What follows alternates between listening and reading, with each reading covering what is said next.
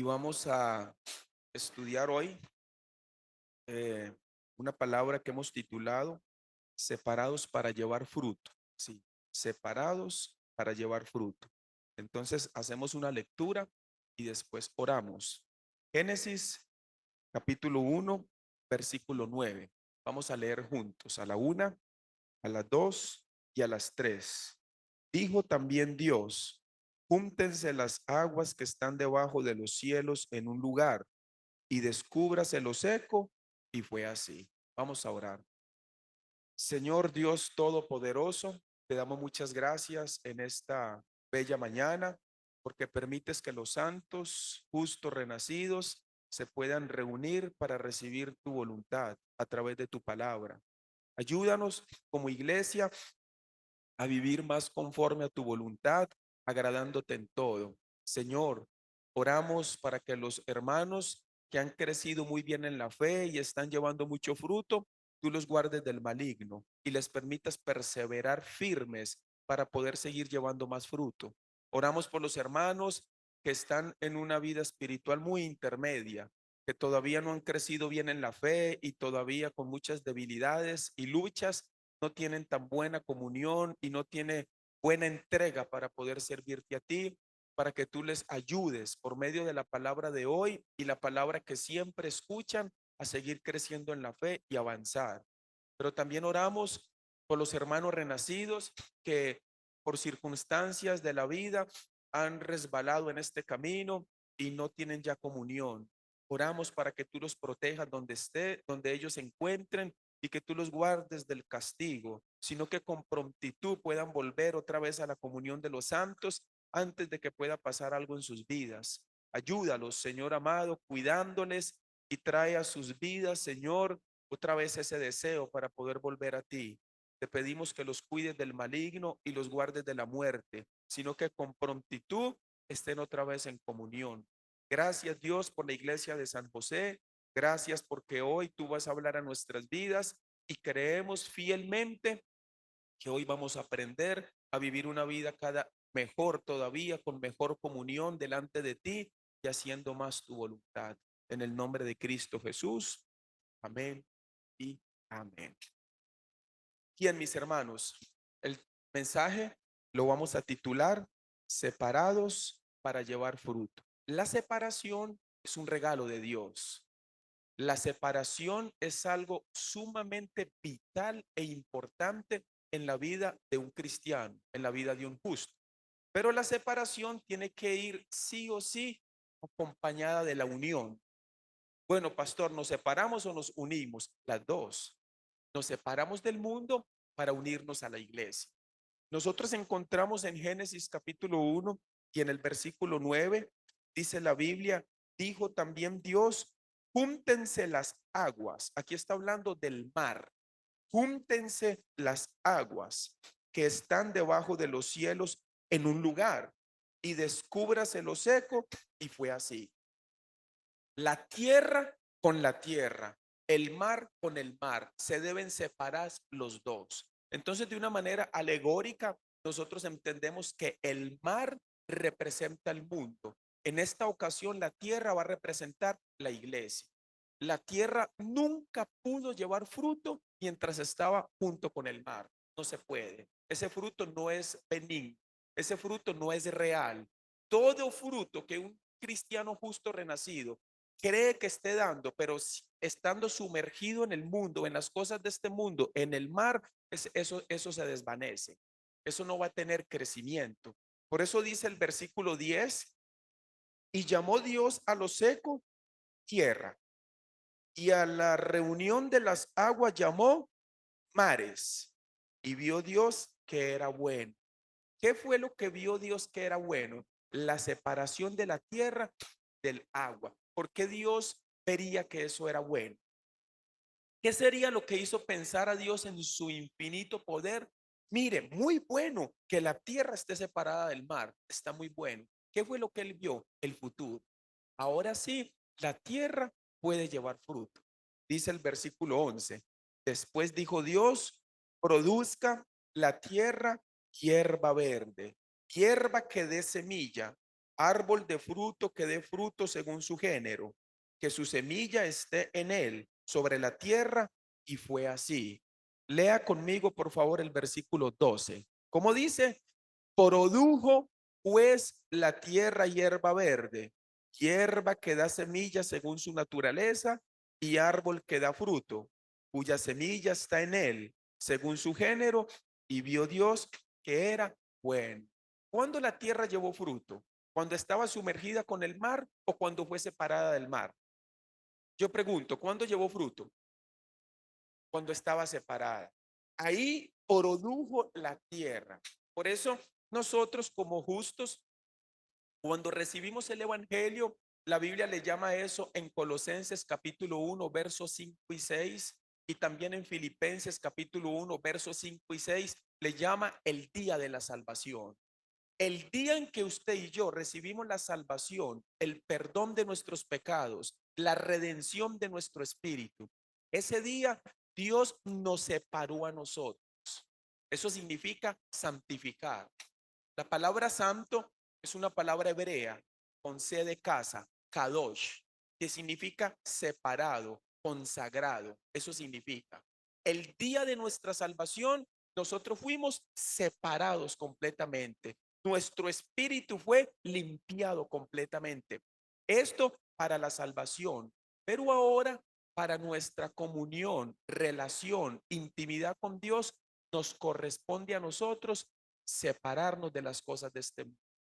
Para salvación lo hizo Dios a través de Jesucristo en la cruz del Calvario, pero para relación y comunión nos corresponde a nosotros.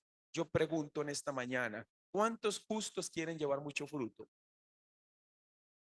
Uy, no, que no me asusten, hermanos. Voy a preguntar otra vez, seguro no me oyeron. ¿Cuántos justos quieren llevar mucho fruto? Queremos llevar mucho fruto, tenemos que separarnos del mar. El mar, repito, representa el mundo. Nosotros vemos en Mateo capítulo 4, en Mateo capítulo 4, nosotros vemos que nuestro Señor Jesucristo es llevado al desierto. En el desierto es probado 3 veces y él vence las 3 pruebas, las 3 tentaciones. Después Cristo se dedica a predicar. Sí, hasta este entonces Cristo tenía unos 30 años. Nunca había predicado. ¿Por qué Cristo no había predicado? Porque él no había iniciado su ministerio. El ministerio de Jesús sí o sí tenía que iniciar después de los 30 años, porque recuerde que él vino a cumplir toda la ley. Y dentro de los parámetros de las leyes se encontraba una de ellas, que ninguna persona menor de 30 años puede servir en el templo. Entonces Jesús a los 30 años es bautizado, llevado al desierto, y por primera vez Jesucristo se prepara para predicar oficialmente en la tierra. ¿Alguien sabe cuál fue el primer sermón de Jesús en la tierra? ¿Qué fue lo primero que salió de su boca en su primera predicación públicamente? Mateo capítulo 4 nos dice que fue, versículo 17. Desde entonces comenzó Jesús a predicar y a decir, lea conmigo, ¿qué era lo que él predicaba? Lea conmigo, por favor. Arrepentíos, arrepiéntanse, porque el reino de los cielos se ha acercado. Cuando una persona recibe el evangelio y se arrepiente según las escrituras, reconociendo que es pecador, reconociendo que todo lo que había creído no era lo que le podía llevar al cielo, reconociendo después cómo tener el perdón de sus pecados, en ese instante esa persona es sacada del mar y subida a la barca, se convierte en tierra, una tierra que debe llevar mucho fruto. Por eso dice el versículo 18, andando Jesús junto al mar de Galilea, vio a 2 hermanos, Simón, llamado Pedro, y Andrés su hermano, que echaban la red en el mar, que eran pescadores. Ellos tiraban la red al mar esperando ¿qué esperaban? ¿Qué querían pescar ellos? Quiero escuchar, ¿qué querían pescar? Peces, no pescados. ¿Cuál es la diferencia entre un pez y un pescado? El pez todavía está en el mar, el pescado ya fue, ya lo sacaron. Entonces, ¿lo justo somos peces o pescados? Somos pescados. Ahora estamos fuera del mar, estamos en la barca que representa también la iglesia. La barca es la tierra, la barca es la iglesia, es donde estamos seguros. Vea lo que dice el versículo 19. Lea conmigo, por favor. Y les dijo, venid. Cristo le dice a sus discípulos, vengan en pos de mí, ustedes que son pescadores de peces en el agua, vengan en pos de mí y yo los voy a hacer a ustedes. ¿Qué los va a hacer? Pescadores de hombres. Entonces, en la alegoría, ¿en qué se convierten esos peces? En la alegoría, esos peces, ¿en qué se convierten? En hombres, seres humanos, personas. En la alegoría, la red, ¿en qué se convierte? En el evangelio. En la alegoría, el mar, ¿en qué se convierte? En el mundo. En la alegoría, la barca, ¿en qué se convierte? En la iglesia. Por eso dice, nosotros antes estábamos en el mar, sumergidos en nuestros delitos y pecados, en nuestras religiones, en nuestras creencias. Andábamos el billetito de $1 doblado en la billetera porque eso trae plata. El fin de año, ahora para estos meses, ya íbamos preparando la maleta para llenarla de ropa y dar las... ¿Cuántas vueltas es que hay que dar? Y no se dejaron agarrar los hermanos. Luego había que agarrar uvas. ¿Cuántas? Eso lo saben así, ¿verdad? Que 12 uvas, que eso representa no sé qué. Usted va caminando y una escalera que por ahí no me meto porque es no sé qué. Puras creencias erróneas. Ahora vamos a ver con buena Biblia que hay que despojarnos de eso. Que eso es de la vieja levadura. Ya eso no puede estar en nuestra vida. Entonces, los peces, estábamos ahí sumergidos en el mundo. Alguien llegó, en el caso de este servidor, el pastor Samuel, tiró la red, ¿sí? Y la tuvo que tirar varias veces y la tiraba. Y yo como buen pez me le escapaba de la red, me le escapaba.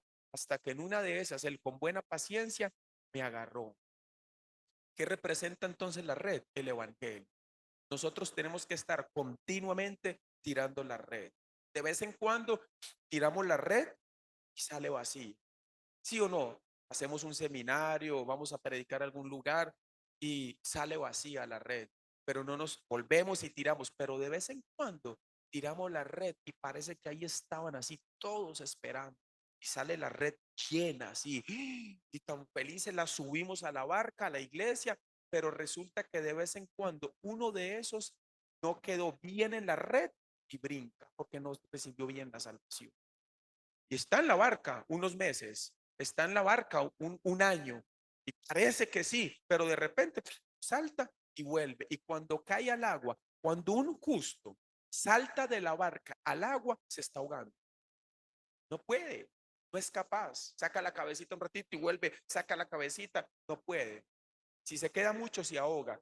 Representa la muerte como disciplina para los justos.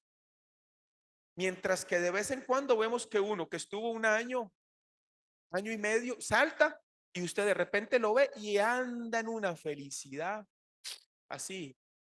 Y usted de vez en cuando le escribe, no, es que Cristo ya pagó por mis pecados, yo soy justo renacido, pero toma licor, fuma, miente, anda en cosas indebidas. Eso se llama conocimiento. El pastor, uno de los pastores que vino a predicar, dijo que hay cristianos de mente y cristianos de corazón. Cristiano porque solo lo tiene en la mente. Nosotros ya tenemos que salir del mar, ya no pertenecemos a. Con el mar hay que pelear. Mi niña de vez en cuando acostumbraba a decirme, es que usted es muy exagerado, todo es malo. Yo le decía, cuando yo le explico, cuando yo veo que algo es malo, yo prefiero exagerarlo demasiado para no verme tentado de acercarme a ello. Si usted no lo ve tan malo, usted lo acaricia. Por eso, tan pequeñito como faltar un domingo al culto, ¿qué pasa? Es un culto. Por un culto que usted falte, el diablo puede ganarle ventaja. Por un día, muchos aquí pelearán, no, tampoco seamos tan religiosos, no exageremos. Por un día que usted falte, el diablo puede ganarle ventaja a usted. Hay muchos testimonios de eso, porque usted faltó un día porque se quiso quedar en su casa durmiendo, pero usted no contaba que el siguiente fin de semana se iba a enfermar. Ya son 2 domingos.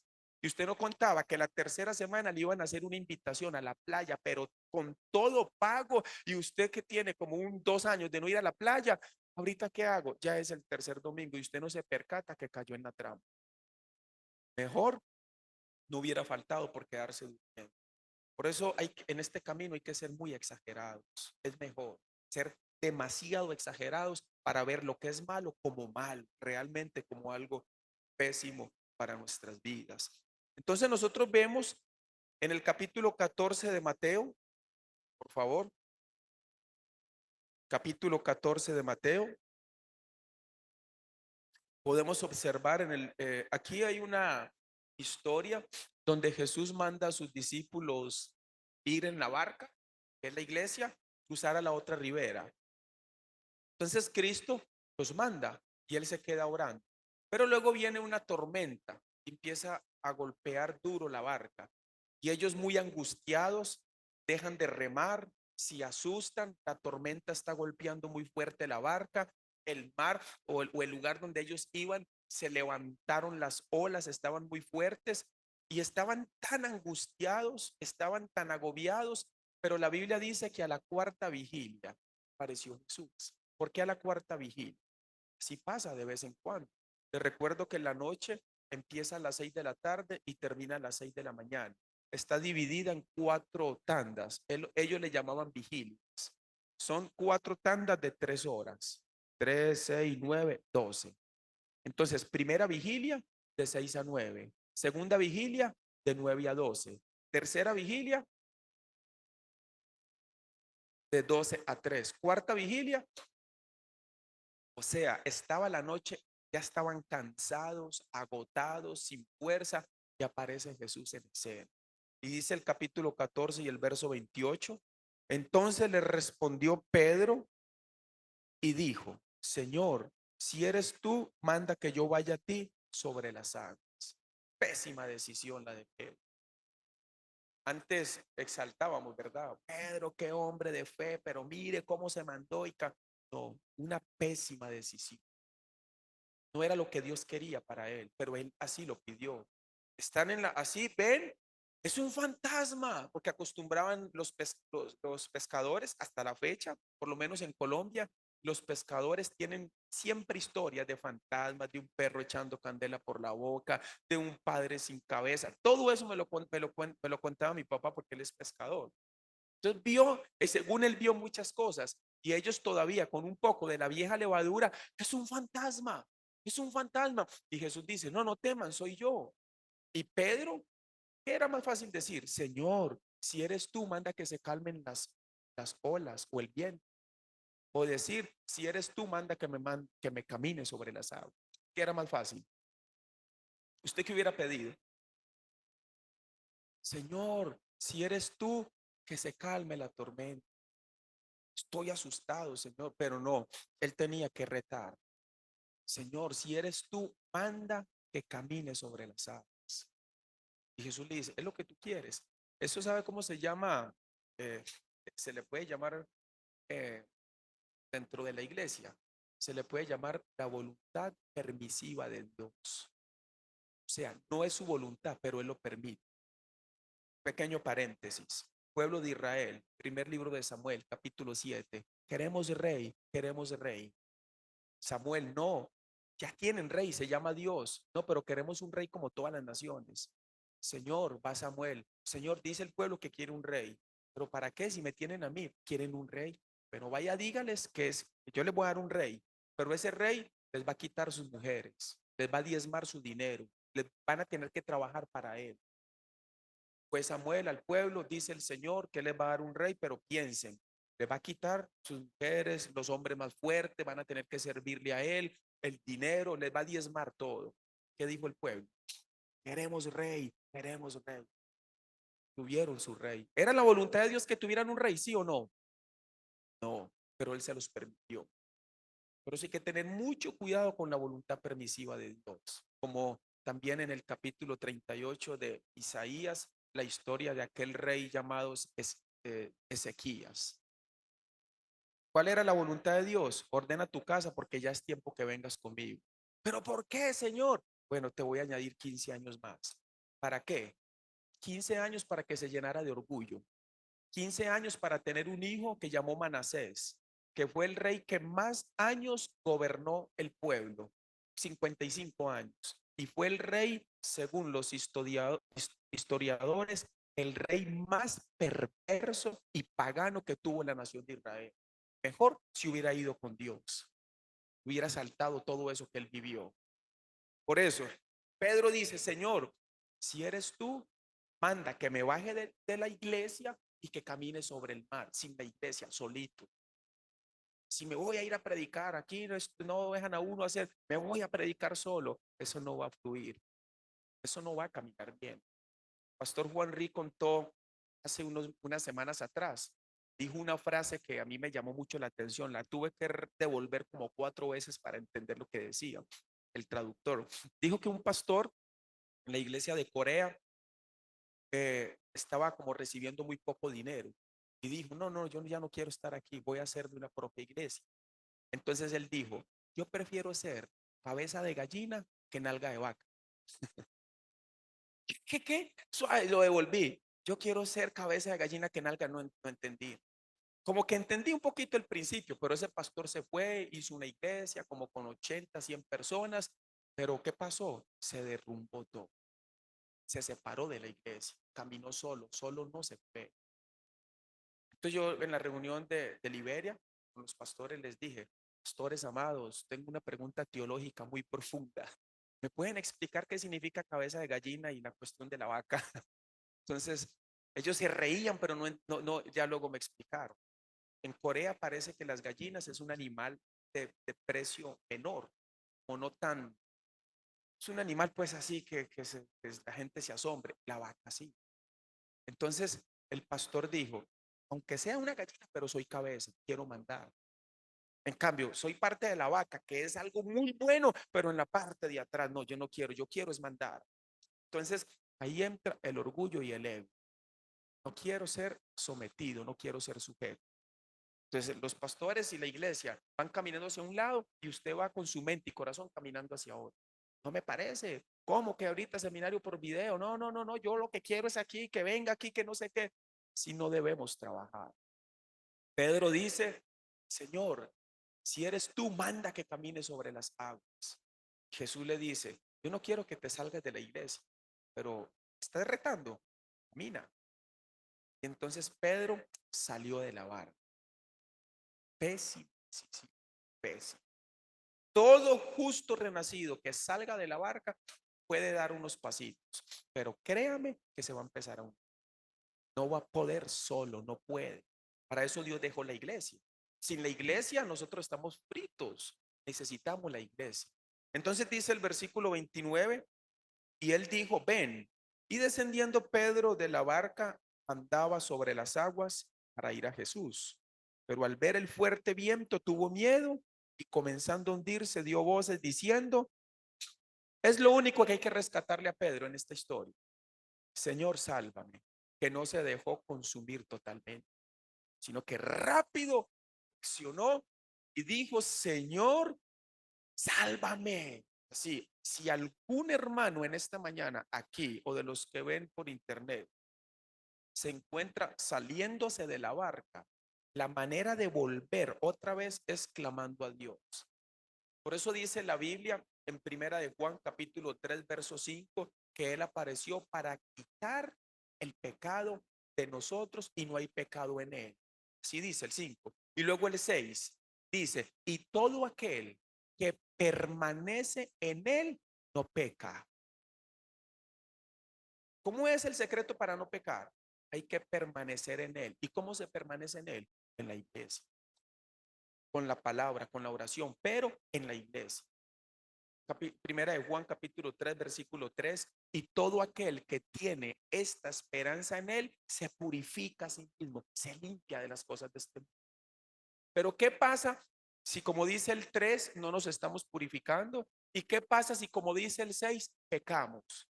Nos salimos de la barca, nos estamos hundiendo. La misma carta de Juan nos dice qué debemos hacer. Primera de Juan capítulo 2 versículo 1. Estas cosas, hijitos míos, estas cosas os escribo para que no pequéis. Pero si alguno hubiere pecado, ¿qué dice? Abogado tenemos para con el Padre, Jesús el justo, quien es la propiciación no solamente por nuestros pecados, sino por las del mundo entero también. ¿Qué hizo Pedro? Se sale de la barca, peca. Cuando se está hundiendo Pedro, ¿qué hizo? Abogado tenemos. Por eso Pedro, con su seguridad, Señor, sálvame. Él sabía que el Señor no lo iba a dejar. Se fue de mera reprendida, pero lo salvó. Tuvo que ser reprendido. Mateo capítulo 14, versículo 30. Ponga sus ojos ahí para que usted observe lo que dice el verso 31, perdón. Jesús, esperando media hora, extendió la mano. Así dice su Biblia. Jesús, un día después, extendió la mano. No, cualquier justo renacido que se haya apartado o se esté apartando, que clame al Señor el amor de Dios, la mano de Dios inmediata para salvar, porque Él quiere librarnos del maligno. Ya nos libró, pero nosotros por terquedad a veces caminamos erróneos. Es muy difícil. Una de las partes más difíciles de la iglesia es aprender a honrar a las cabezas, porque queremos pintar la iglesia. Hermano Pancho, ¿de qué color pintamos la iglesia? Blanco con azul. Hermana Pancha, ¿de qué color pintamos la iglesia? No, eso de blanco con azul nada que ver, pastor. Métale blanco y morado. Por allá brinca el otro. ¿Qué? Jamás rojo y blanco. Entonces el pastor dice, no, vamos a pintar blanco. Y ahí se generan las, las situaciones difíciles. Ustedes quieren ser una iglesia que lleve mucho fruto. Aprenda a honrar a sus autoridades y a respetar a sus autoridades, aunque no estén de acuerdo muchas veces con algunas cosas. Por supuesto, que no tengan que ver con herejías, que no tengan que ver con cosas morales, pero tenemos pastores que aman al Señor. Se pueden equivocar y se van a equivocar, pero una iglesia que lleva fruto honra a sus autoridades y nunca habla de ellas así. Feo eso. Vuélvase al que está a su lado y dígale, no hable, haga caso. Feo, muy feo. Una vez fui a visitar una pareja, un matrimonio, y llegamos a su casa después del culto, hace años, y el señor con buen corazón, pastor, vea, compré esta pantallita para mi familia, que no sé qué, y también, pastor, vea, le quiero mostrar que compramos este carrito y estamos esforzando, y él estaba hablando tan lindo, y la esposa dice, mi amor, no hay fresco, vaya a la pulpería y compre fresco para almorzar con los pastores, y se fue, y empezó a la señora, ay, pastor, esa pantalla la deben hoy. Ese carro, pastor, no sé qué. Y empezó a hablar. Y yo me sentí tan cómodo, porque para chismear se ocupan, lo saben bien. Entonces no se apunte.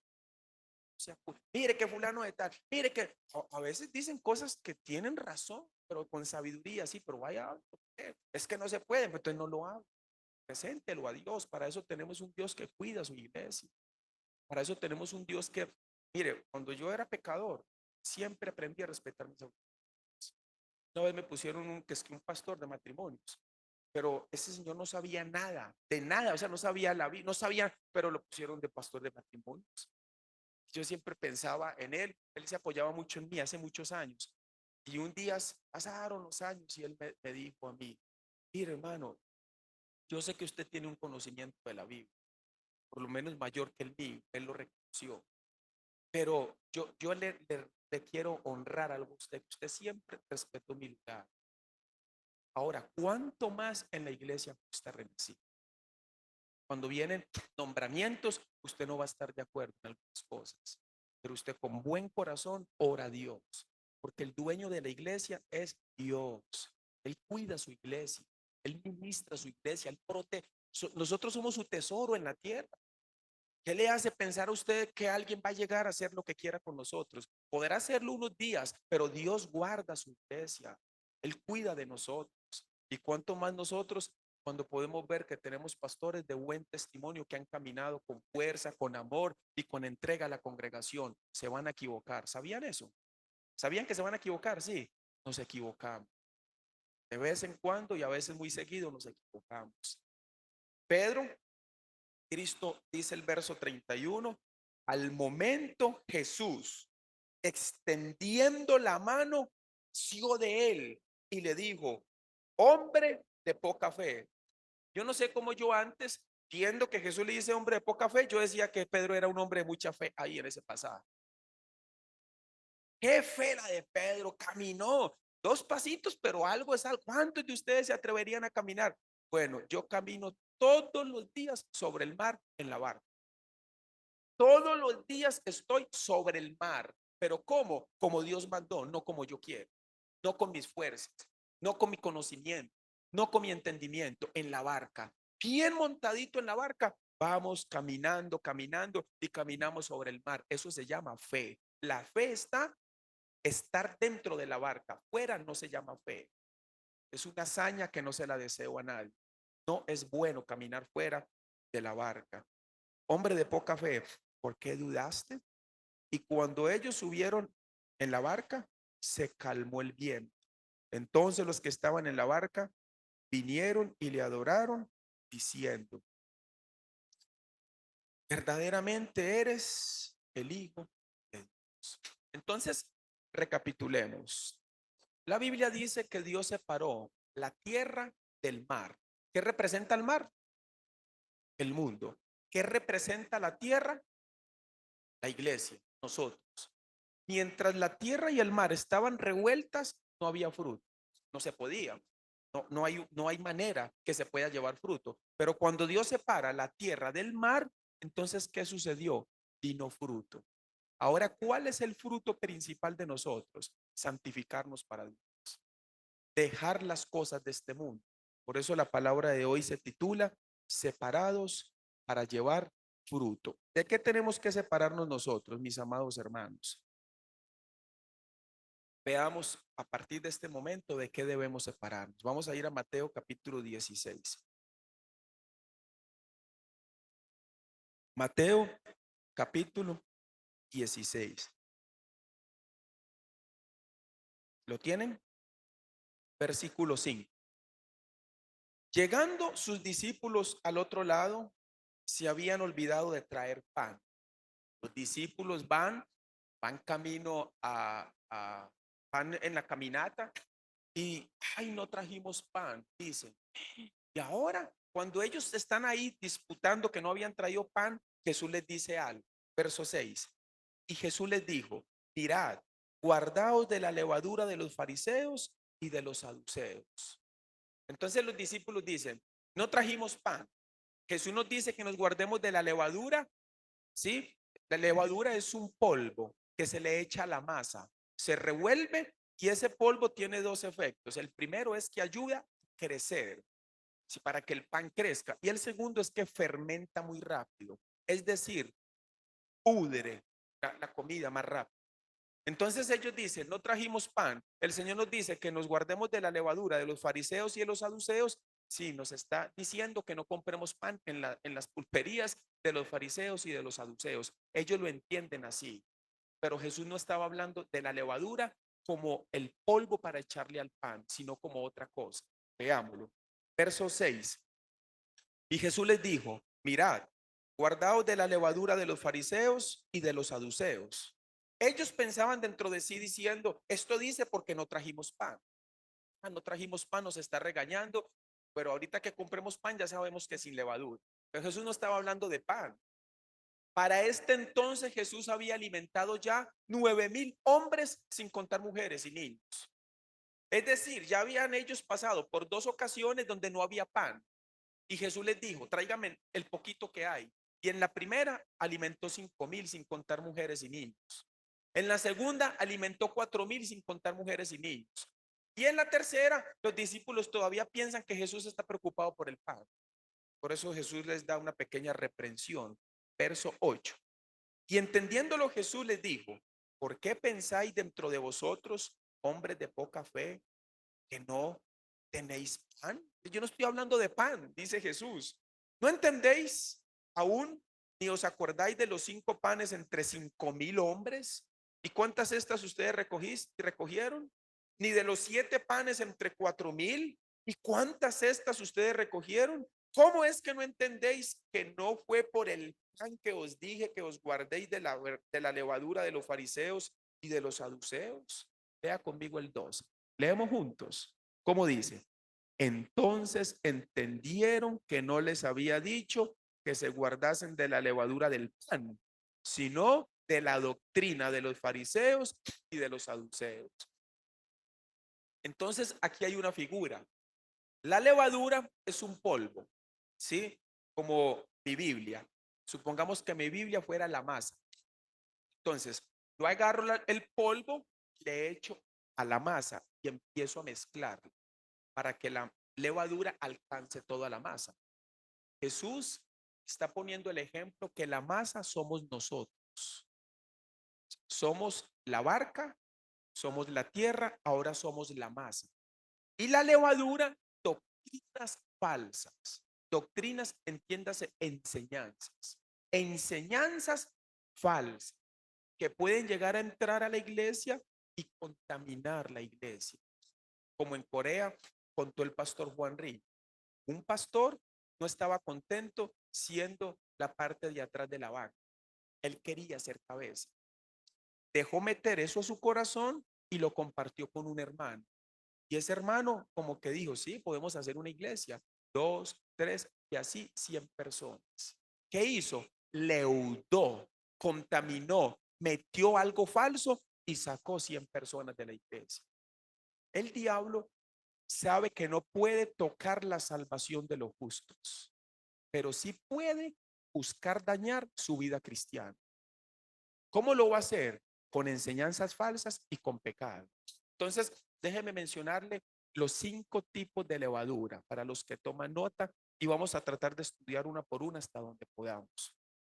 Levadura número 1 es la levadura de los fariseos. Levadura número 2 es la levadura de los saduceos. Ahí hacemos una pausa. Estas 2 levaduras tienen que ver con doctrinas falsas. ¿Qué creían los fariseos y qué creían los saduceos? Ahora vamos a ver. Pero esas 2 son doctrinas, enseñanzas falsas. Levadura número 3, la levadura de Herodes. La levadura de Herodes no es con enseñanza, es con conducta. Es diferente, pero finalmente con esas conductas podemos contaminar a otros. Ahora vamos a ver. Levadura número 4, pecado. La levadura como el pecado, cualquier pecado que entre a la iglesia. Y levadura número 5, como la levadura del reino de Dios. Es mala. De una vez les digo, es mala. Pero así dice Mateo capítulo 13, versículo 33. El reino de los cielos es semejante a una mujer que escondió 3 medidas de masa con levadura. Las escondió. Porque dice que el reino de los cielos es semejante a esa levadura. Vamos a ver también, si nos da tiempo de llegar, está ahí. Entonces, aquí tenemos las primeras 2 levaduras. Versículo 12 de Mateo capítulo 16. Entonces entendieron que no les había dicho que se guardasen de la levadura del pan, sino de la doctrina de los fariseos y de los saduceos. La doctrina es una enseñanza. Entonces, los saduceos tenían una enseñanza falsa. ¿Cuál era la enseñanza de los saduceos? Ellos enseñaban que no existía resurrección. Eso nació con un sacerdote llamado Sadoc en el tiempo de David. Y este sacerdote que comenzó a crecer con esa doctrina enseñaba al mundo que los únicos libros escritos o compuestos por Dios en la tierra son los primeros 5 libros de la Biblia. ¿Cuáles son? Génesis, ayúdenme, Génesis, Éxodo, Levítico, Números y Deuteronomio. Entonces los saduceos no creían en la resurrección. Ellos creían que si se portaban bien con esos 5 libros de la Biblia, les iba bien en la tierra. Esa doctrina es la que tiene la mayoría de seres humanos. Los seres humanos casi nunca están pensando en su eternidad. Hasta la gente que viene a la iglesia con una falsa humildad y vienen porque necesitan a Dios, necesitan a Dios. Usted habla con ellos, comparte con ellos y ellos están pensando, es que me va a dejar mi esposa, perdí mi negocio, perdí mi carro y no sé qué voy a hacer. Y están concentrados en las cosas de la tierra. Usted hace una pausa y le dice, si usted se muere, ¿a dónde se va su alma? Ah, no, al infierno, pastor. Yo voy para el infierno, pero espere, pastor, ¿cómo hago para solucionar mi matrimonio? ¿Y cómo hago para no perder mi casa? No, no, suave. Si usted se muere, se va al infierno. Sí, sí, pastor, pero es ahora. Primero dígame qué hago con mi esposa. ¿Falso o verdadero? Así la mayoría de gente está, como los saduceos. La eternidad ahorita no es tan importante. Es ahora aquí, pastor. Estoy perdiendo, se me está derrumbando todo aquí. Una vez llegó una pareja a nuestra congregación y hija de una hermana de la iglesia, justo. Y me piden una cita, yo voy y me dicen, pastor, nosotros nos vamos a casar. ¿Usted nos casaría? Yo no les conozco, no sé quién son. Yo les digo, ¿cuándo se casan? Como en noviembre, faltaban como 3 meses. Yo les dije, bueno, hagamos una cosa. Yo les podría casar, pero primero reciben una charla prematrimonial conmigo. Ahí vamos bien. Esa charla va a durar por lo menos 2 meses, 2 meses y medio. Y dentro de 2 meses, 2 meses y medio, la condición para casarlos es que yo les digo, dentro de 2 meses y medio, si sí los caso, pues, dura condición, ¿verdad? Que si yo les digo que no, ¿qué van a hacer? Y ellos se quedan así viéndome. O sea, como un examen. Pues no sé si un examen, les digo yo, pero por lo menos en 2 meses y medio yo les doy la respuesta. Después de que hagamos la charla prematura. Bueno, está bien, pastor, vamos a hacer. Y empezamos a reunirnos toda la semana. Hicimos un chat, ellos hicieron un chat y ahí ya pusimos cita, primera reunión. Bueno, pastor, ¿qué vamos a aprender del matrimonio? No, no, primero les quiero hacer una pregunta. ¿Ustedes están preparados para entrar al reino de los cielos? Bueno, yo toda la vida he ido a la iglesia, ahorita no me congrego, pero bueno, no estoy tan preparado. Y después de un ratito yo los concienticé. ¿De qué les sirve tener un buen matrimonio si los dos van camino al infierno? Y así se fue todo, primer mes, muy aporreado, lastimados ellos. Entonces, ¿qué vamos a hacer? Se les olvidó hasta el matrimonio. En serio, ya ni me preguntaban nada. Él me decía, entonces si me muero voy al infierno, pastor. Y ellos mismos repetían, ¿de qué nos vale tener la bendición aquí en la tierra si nos morimos y nos vamos al infierno? Él nace de nuevo. Como él era católico, entonces para él fue más fácil. Entendió, estaba feliz, pero ella estaba pegada. Ella había sido cristiana toda la vida. Ella no decía nada, pero yo veía que estaba muy golpeada. Y después ella nace. Para no alargar, reciben el evangelio, tienen comunión 2 años en la iglesia, 3 años. Ahorita ellos son hermanos mayores en la misión, sirven con buen corazón los dos. Viajan desde Tambor de Alajuela, todos los días que haya culto viajan para estar con los santos, creciendo bien. Ese es nuestro trabajo. Que el mundo entienda que los saduceos es aquí en la tierra, que entiendan que hay algo más en la eternidad. Pero no puedo avanzar con todos los textos, que no podría, usted lo va a estudiar, yo sé que a usted le gusta estudiar. Luego está la doctrina de los fariseos. ¿Qué creen los fariseos? Ellos creen algo similar, solamente que ellos sí creen en la resurrección. Los saduceos no creen en la resurrección, mientras que los fariseos sí creen en la resurrección. Pero los fariseos creen que para entrar al reino de los cielos es a través de la ley. Sí está el otro grupo que encontramos. De vez en cuando encontramos a alguien que le predicamos y vienen con problemas y situaciones y usted les pregunta, si usted se muere, ¿a dónde se va? Ah, no, al cielo, pastor. ¿Por qué? Pues yo voy a una iglesia, me congrego fielmente, estoy casado, doy mi diezmo, ayuno en la iglesia, soy más, de vez en cuando predico en la iglesia, por eso usted se va a ir al cielo. Él está en la doctrina de los fariseos. Por eso la Biblia dice en Mateo capítulo 5 versículo 20, si vuestra justicia no es mayor que la de los escribas y fariseos, no pueden entrar al reino de los cielos. ¿Por qué? Porque los escribas y fariseos tenían una vida así muy alta en cuanto a la ley, pero no les alcanza para ser salvos. Por eso también esa doctrina hay que chequearla continuamente. Eh, ¿Han escuchado la palabra consultar? Hay que consultar a los hermanos para ver, porque alguno ya podría ser bien justo, renacido, pero estar todavía con algunas pizcas de enseñanzas que no son correctas. Por eso hay que llevar su tiempo para poder predicar mejor. O sea, no es que no predique, pero ser mejor predicador lleva tiempo para irnos y con la palabra, irnos limpiando de todo lo que nos han metido. Por ejemplo, haciendo un pequeño paréntesis, en Mateo 18, Jesucristo enseña cómo solucionar un pleito. Rápidamente les voy a explicar, no leamos porque no da chance. Cuando hay un pleito entre hermanos, entonces el hermano Leo se pleitea con el hermano Pancho. Pero el hermano Leo, como él es un hermano maduro, después de unas semanas meditando muy bien, decide, no, yo no quiero estar así con Pancho, ni nos hablamos.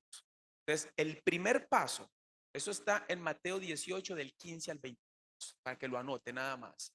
El primer paso es que Leo vaya donde está Pancho, directamente, antes de hablar con nadie más, ni el pastor ni nadie. Pancho, mire, usted falló contra mí, pero yo le perdono. Yo quiero que tengamos buena relación en la iglesia.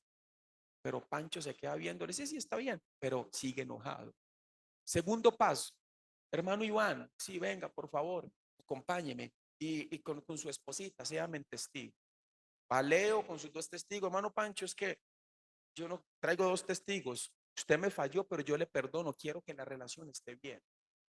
Sí, sí, está bien, pero no cambia.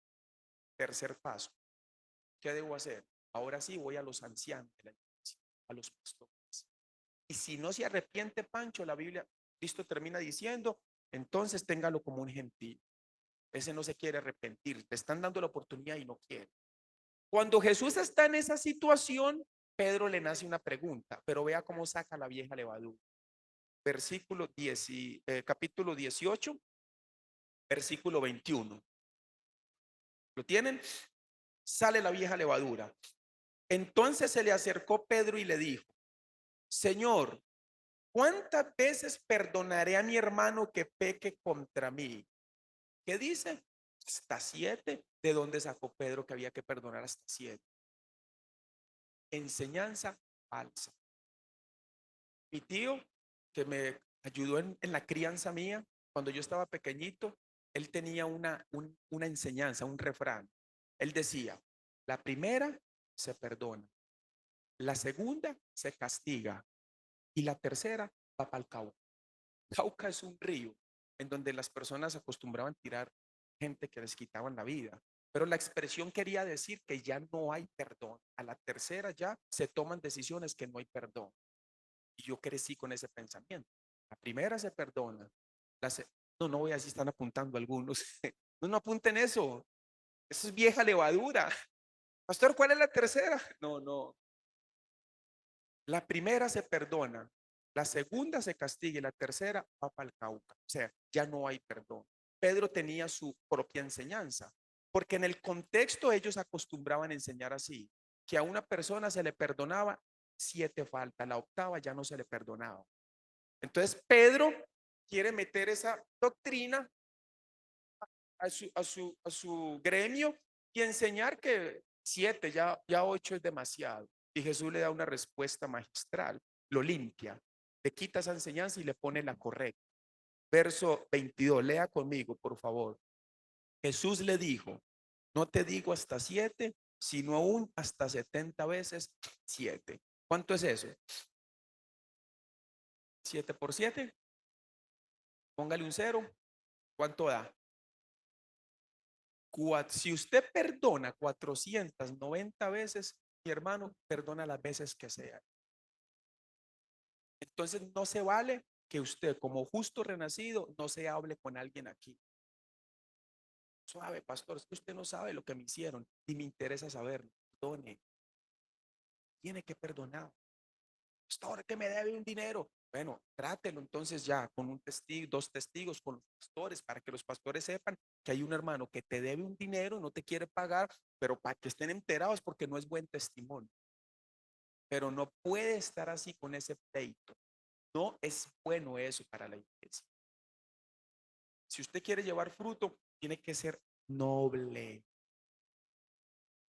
Y a mi esposa me decía que yo estaba diciéndole a una persona que un asunto que pasó y yo le aconsejaba. Entonces mi esposa en la casa me decía, mi amor, es que no todos son como usted. O así que deja pasar todo. Y yo le dije, es que no se trata de ser como yo. ¿Qué dice la Biblia? O sea, si la Biblia tiene que formarnos a todos. Primera de Corintios capítulo 11 versículo 1, Pablo dice, sed imitadores de mí, así como yo de Cristo. No me venga con eso que no ponga los ojos en el hombre, no, en mí no. Yo soy un borracho, pero en mí no ponga los ojos, póngalos en Dios y sígame escuchando la prédica. Mentira. Sea, más bien sea imitador de mí. Yo hago el ejercicio con los hermanos en los sectores y les digo, imaginémonos 20 leitos en la iglesia. Leitos, Leo. ¿Cuál es su apellido, Leo? ¿Ah? Seña, por ahí. Imaginémonos 20 Leos. ¿Eso sería bueno o demasiado bueno? Y 20 Ivans, 20 hermanos Ivanes aquí en la iglesia. Pero ahorita piense usted, 20 usted. Y no, pastor, jamás, como yo jamás. Entonces debería usted poner eso en Dios. Yo le digo a los hermanos, piensen. Bueno, si un hermano se convierte a mí, se parece a mí, piense en lo que usted diría, pero que no me copie esto. No es decirle, no, no me copie esto porque mi carácter es así, toda la vida ha sido así. No, mentira. Porque la Biblia dice en 1 Juan 3:6 que el que permanece en él no peca, punto. No me venga con que soy tan débil y me cuesta tanto, pastor. Siempre me ha costado, es porque usted quiere, pero ya puede vencer. La Biblia dice que somos más que vencedores y habla del pecado, todo ese contexto de Romanos capítulo 8:37. Todo el contexto es el pecado. Hay que vencer, hermano. Ay, no, pastor. Cuando uno viene a Cristo, Él le da hasta valentía a uno para hablar en público. Ay, no, yo soy de no hablar a nadie, yo soy así. Vea, uno en Cristo, por amor a las almas, rompe eso, saluda, abraza, dialoga. En Tibás tenemos un protocolo y el protocolo número uno es póngase sobre sus pies y busque dos o tres hermanos. Hay un tiempo de saludo y usted ve cómo se alborotan los hermanos. Todo mundo, cuando usted ve el que estaba por aquí, está por allá atrás ya haciendo enramada. Hay que llamarlo, vuelva ya, hermanos, porque tenemos que ser una iglesia unida. El que viene tiene que sentir el amor de Dios aquí en este lugar. Amén. Por eso hay que limpiaros de esa vieja levadura. Entonces, los fariseos, ¿cuál es la levadura de los fariseos? Para ir al cielo hay que ser, guardar la ley. Romanos 3:19 y 20, Gálatas 3:10 y 11, Gálatas 2:16 dice que no es por medio de la ley. Nadie puede por la ley. Ellos creen que sí, que es por la ley. No es por la ley. Pregunto, ¿cuál es la doctrina de los fariseos? Empezamos de cero. Por medio de la ley. También se entiende como legalismo. Es una doctrina de puro legalismo. Y la doctrina de los saduceos, no existe resurrección. Portémonos bien y nos va a ir bien aquí en la tierra. Nada más en la tierra, porque no hay cielo ni hay infierno. No creen ni en el cielo ni el infierno. Tercera doctrina, Marcos 8:14. Marcos capítulo 8, versículo 14.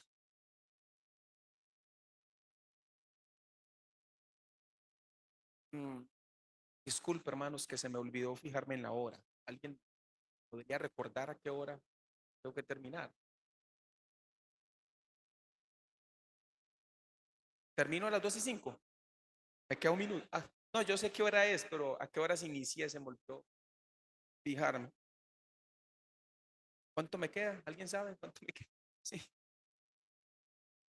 14. Sí, Marcos 14. Marcos capítulo 14. No, 8:14. Marcos 8:14.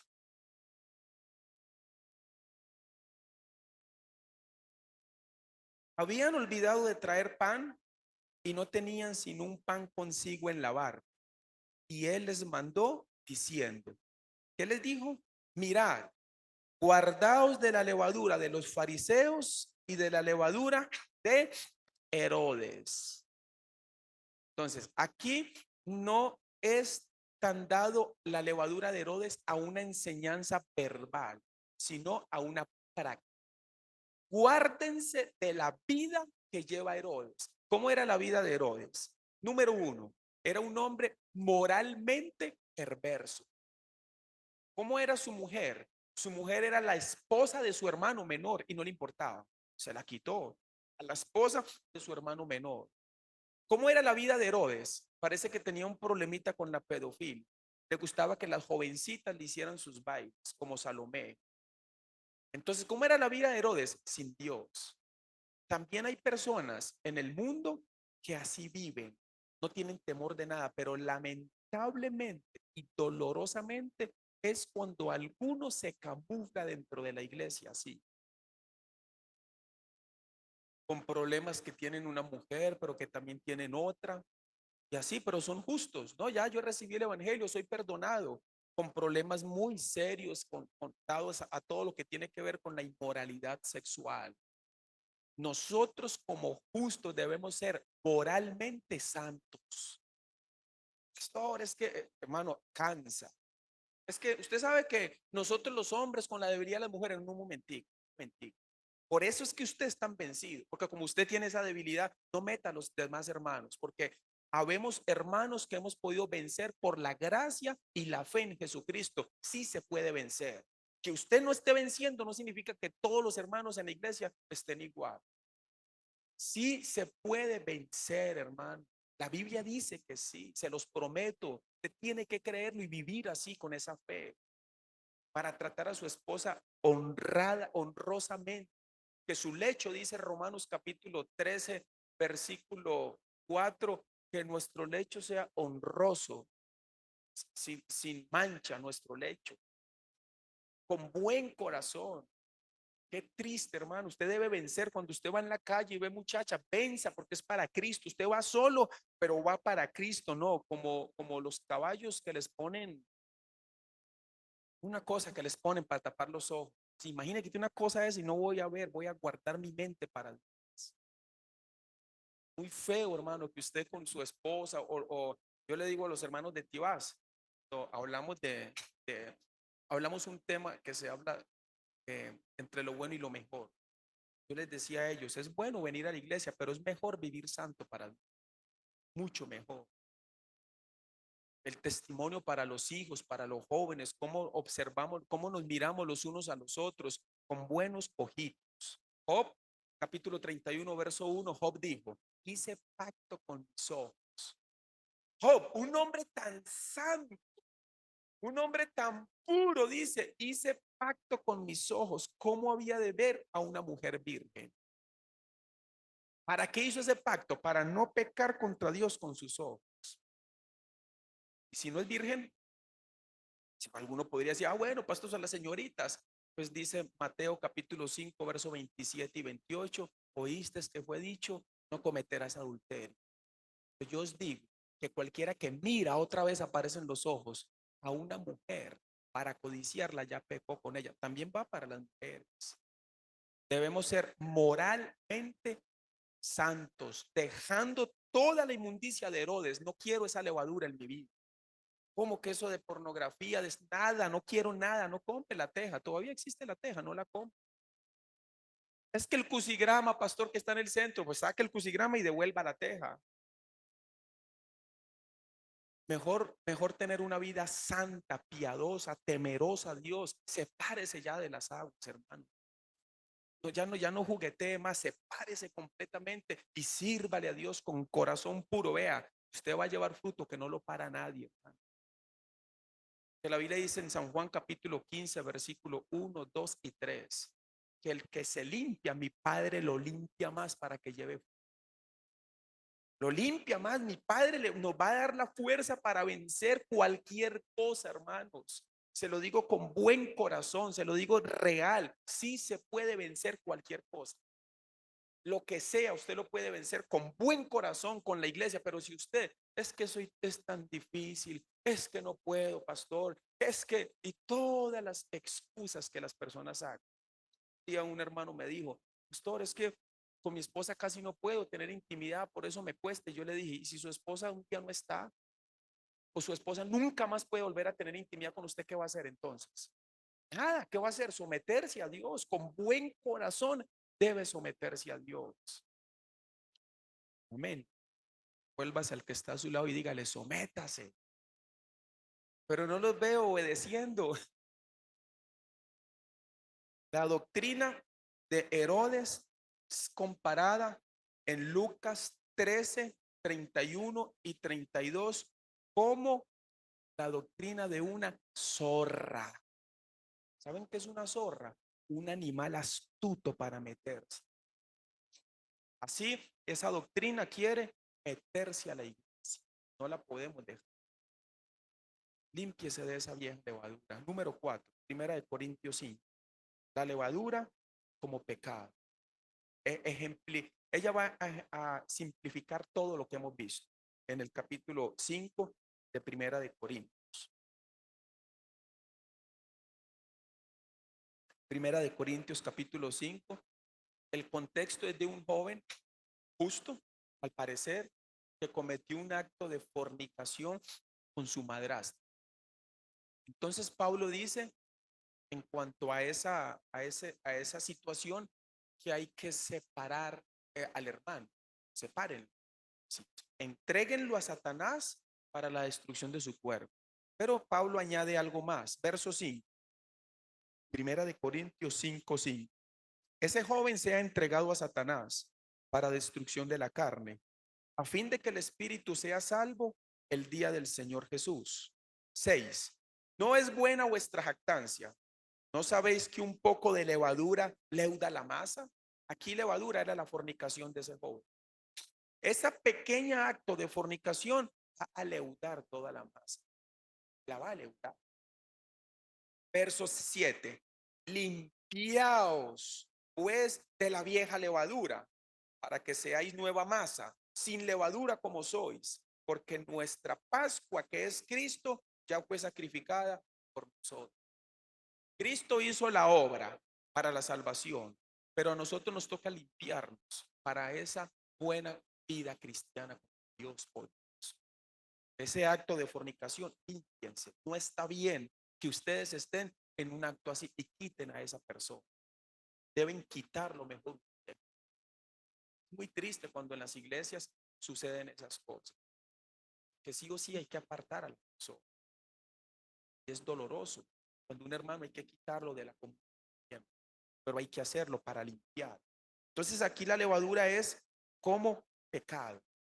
Todas son pecado, pero aquí ya estrictamente como pecado. Esa es la quinta levadura. Limpiaos pues de la vieja levadura. No, la cuarta levadura. Esa es la cuarta levadura. Quinta. Y con esto termino. Nada más que la levadura siempre es pecado. Entonces, para que no confundamos el texto que vamos a leer, porque he hecho ejercicio, todos llegan a la misma conclusión, que la levadura aquí es evangelio, pero no puede ser evangelio. Tenemos que limpiarnos a toda costa de la levadura. Termino. Mateo capítulo 13, verso 33. 13, 33.